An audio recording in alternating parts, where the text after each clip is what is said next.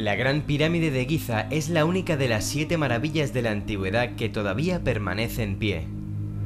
Los especialistas afirman que fue levantado durante el gobierno de Jufu o Keops, en la primera mitad del siglo XXVI a.C.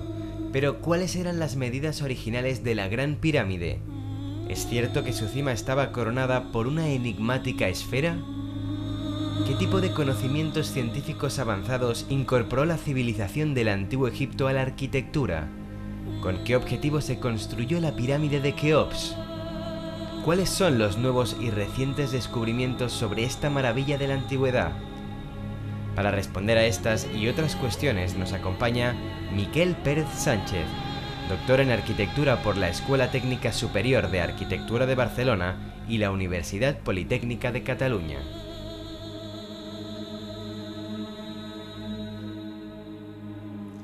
Bien, pues vamos a hacer un poquito de historia y además nos interesa que vengan doctores cum laude, por ejemplo, que obtienen en su tesis doctoral un cum laude. Eso es francamente importante a tenerlos en cuenta, ¿verdad? Porque no es una disciplina fácil de entender, fácil de explicar y además tal y como tenemos hoy todas las disciplinas que hablan de historia con sus manuales, sus libros de texto, salirse un poquito a lo mejor de la norma ya es complicado. Imagínense ustedes desde un punto de vista doctoral. Puede cambiar volúmenes, puede cambiar el ciclo de información, de educación, de los profesores, de los alumnos, etcétera, etcétera. Pero se necesita gente influyente, gente que desde luego sepa estudiar, tenga una buena documentación, quieran divulgar también sus enseñanzas para que el resto de los mortales podamos aprender, como diría Santillana, que no recuerda el pasado tiende a repetirlo, que no sigamos repitiendo cosas que no deberíamos, ¿verdad? Doctor Pérez Sánchez, bienvenido. Buenas noches. Muy buenas noches. Tu tesis doctoral la basas esencialmente en la pirámide de Keops, ¿no? Sí, la tesis doctoral es un proceso de investigación desarrollado a lo largo, empezó en el 2002, la terminamos en el 2007, pero la leímos en el 2008, pero el proceso de investigación ha seguido abierto hasta hoy.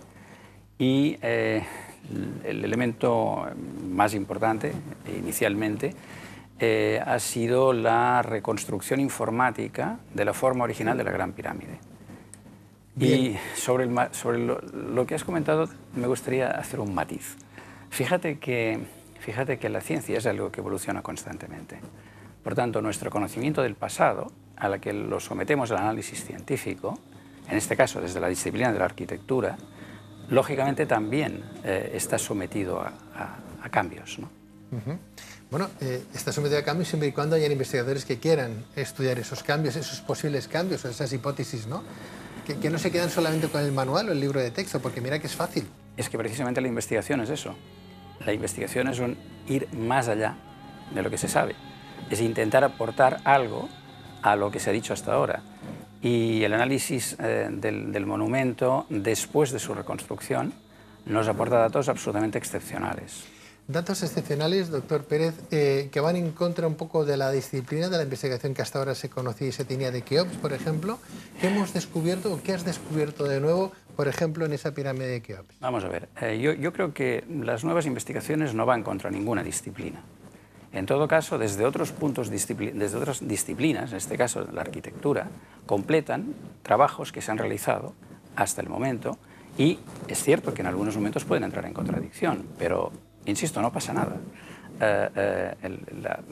El conocimiento es un continuo en crecimiento, nunca se queda quieto, nunca se estabiliza. Es como uno de los elementos más, digamos, llamativos del monumento, de la reconstrucción realizada, es la esfera que lo coronaba. Esa esfera, una esfera puesta sobre una pirámide, es un elemento inestable por sí mismo. Permíteme, estás hablando de algo que mucha gente desconoce, porque sí, vemos las imágenes de las pirámides, ¿verdad? Y vemos siempre la pirámide, pues una pirámide sin más, pero tú me hablas que has descubierto que esas pirámides tenían una esfera... De coronación. De coronación. Cierto. En el punto álgido de la pirámide, en el vértice, tenían una esfera de coronación, había ahí una bolita. con unas dimensiones importantes. No una bolita pequeña, no. No. Una bola grande. Lo de la bola o bolita se presta a broma. Pensad una cosa, vamos a ver. La parte alta de la pirámide estaba truncada. Se no acababa en punta. No, acaba plana. Punta, acaba plana. Y entonces sobre este elemento plano reposaba una esfera de 1,42 m de diámetro. Es decir, la altura de un hombre, ¿sí? Más o menos a la altura del pecho. Esta esfera, yo remarco el tema de esfera y no de bola o bolita, por un elemento que nos viene de los pitagóricos, es tan antiguo como el cosmos, bueno, como el cosmos del conocimiento en este caso. Aunque de hecho los pitagóricos lo que hacen es recoger a través de Pitágoras, que está 20 años en Egipto, es ungido sacerdote, recoge una parte muy importante del conocimiento egipcio y lo transmite.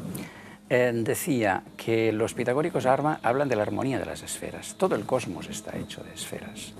Y de hecho, si nosotros lo que queremos, me refiero a la masa del cosmos, claro, y si de hecho lo que nosotros intentamos es imaginarnos un momento álgido de un monumento, perdón, lo digo mal, de una montaña, ese será el momento en el que una esfera, sea la solar, sea la lunar, lo esté coronando.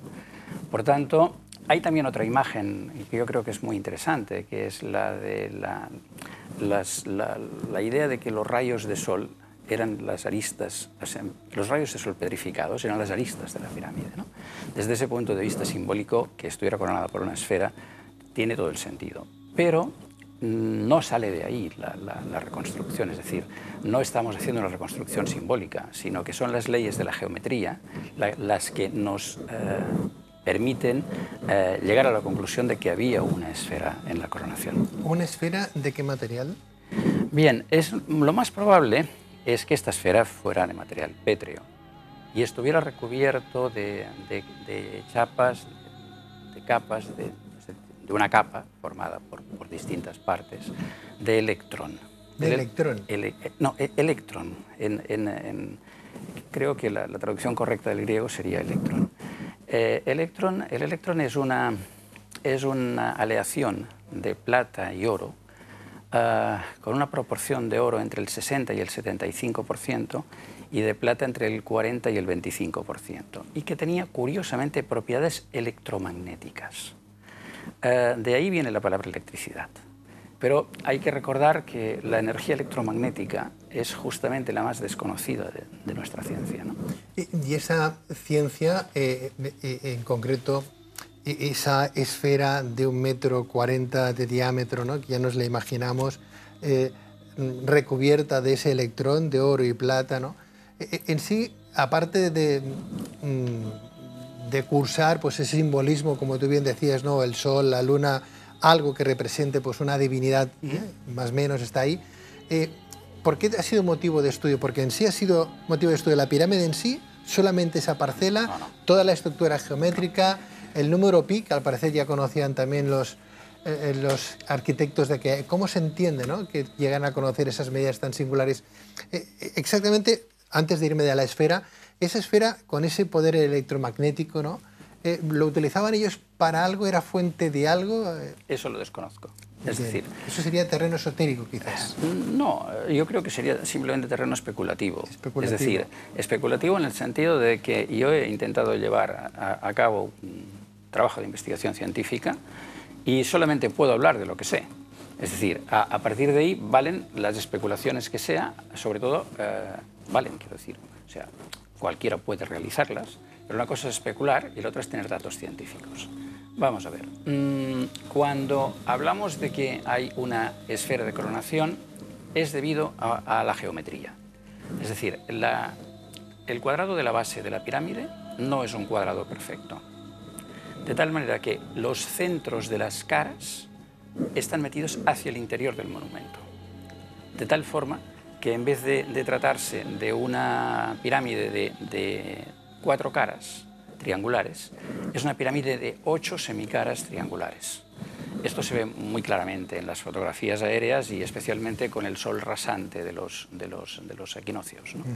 En el que la cara lateral aparece dividida en dos por los efectos de la luz. Este hecho, sumado a otro importante, que es que en la base de la pirámide, en su cara norte, queda todavía grandes bloques de la capa de recubrimiento de la misma. Es decir, la Gran Pirámide ha perdido toda la capa de recubrimiento porque ha sido usada durante años como cantera. Entonces, solo queda una hilada. En esa hilada hay bloques de casi 1,50 m de altura, que nos permite definir el ángulo de inclinación del mismo bloque. Y a partir de ahí, esto ya estaba definido, con una aproximación de más o menos un minuto, 51,85 grados más o menos un minuto, empecé a estudiar cuál podía ser la medida exacta de la inclinación. Y me di cuenta de que el número 432 era muy conocido en la antigüedad como un número famoso. 432. Y lo llevas en el reloj. ¿Y lo lleva en el reloj? Sí. Le pones 2 ceros detrás y son los segundos de 12 horas. Entonces, resulta ser que la inclinación de la pirámide es 432 al cuadrado segundos de arco. Es decir, cojo la circunferencia, la divido en 360 partes, tengo 1 grado, cada grado lo divido en 60 partes, tengo 1 minuto, cada minuto lo divido en 60 partes, tengo 1 segundo. Me llamó la atención que eso pudiera ser así, eso daría un ángulo de 51,84 grados, porque representaba que trabajaban con una precisión extrema. Entonces, cuando empecé a reconstruir el monumento, trabajamos con 4 cifras decimales, que eso es una barbaridad en arquitectura, es 100 veces superior a la precisión habitual en arquitectura, y representaría coger 1 milímetro y dividirlo en 20 partes. O sea, es un poco más que el grueso de un cabello. Entonces, ¿qué es lo que vimos? Al poner la inclinación de 51,84, que nos la confirman los bloques que hay en la cara norte, en el centro de la cara lateral, como está más metida para el interior, no llegábamos hasta la altura que desde siempre se había determinado para el monumento. Desde siempre, desde las investigaciones realizadas en los años 20. Estamos hablando de una altura de 280 codos reales por una base de 440. Un codo real son 52,36 centímetros, por tanto poco más de medio metro. Entonces, ¿qué ocurre? No llegábamos arriba y nos daba que la altura podía ser un número irracional, es decir, 277, no sé cuántos decimales. Era bastante impensable que los arquitectos del monumento no hubieran utilizado números enteros para definir su altura. Y entonces, al faltar esa altura, la pregunta fue, bien, si un piramidón tradicional no puede ser, porque no llegamos hasta los 280 codos, ¿qué puede ser? Y vino la imagen, esta tantas veces repetida, de la montaña coronada por el sol. Dijimos, ¿y por qué no la esfera? Y a la primera prueba que hicimos, resultó.